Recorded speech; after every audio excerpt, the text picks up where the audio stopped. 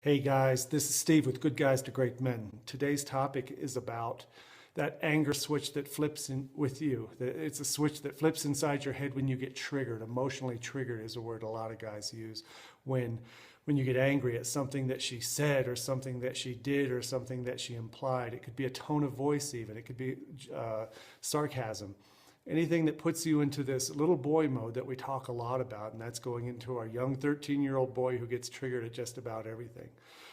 I repeat myself a lot in my coaching and in these videos because it's important to get into the mindset that's required to not react when that switch goes off, when that anger switch goes off, whether it's somebody who cuts you off in traffic or you get pulled over by a cop or some other guy's messing with you.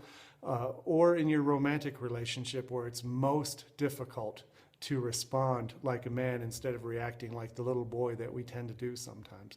So the article that I wrote that goes with this video talks a little bit about that.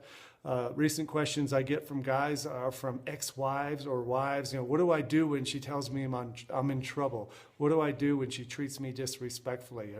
Should I confront her when I feel like she's been unfair about something? So there's a big difference between confronting a woman when she is thinking of you badly or saying bad things about you or treating you badly, and confronting a woman when she is actually crossing important boundaries that you have for what you expect from people in your life. In the case of an ex-wife, recently I want to know, why in the world would you ever get triggered by an ex-wife? Of course, that's a dumb question. I know we all can do that. But when you think about it, when you think about who you want to be, and the person that you want to carry through the world, when somebody is trying to put their crap on you and they're bringing their own negative baggage and their own insecurities and their own anger and their own fear and their own guilt, and they're turning it around and they're projecting it onto you, the worst thing you can do for yourself, not to mention the situation, but the worst thing you can do for yourself is react to it as if it's a personal attack. Channeling James Bond or Indiana Jones or whoever you can think of, you think how they might react to something like that, and they don't. They look at it for what it is. You have to know your own self-worth. You have to have your own self-respect and clarity of confidence in who you are and what you bring to this world.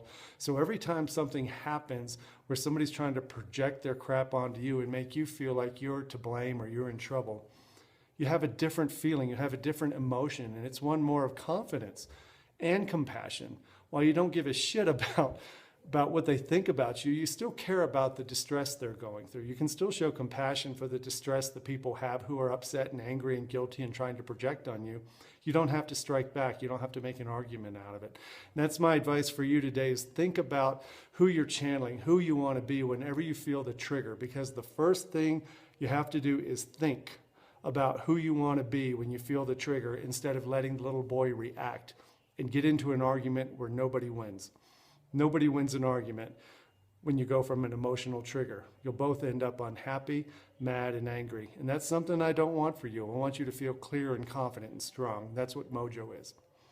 Thanks a lot for listening today. I hope that was helpful. I'll talk to you in the next video. Bye-bye.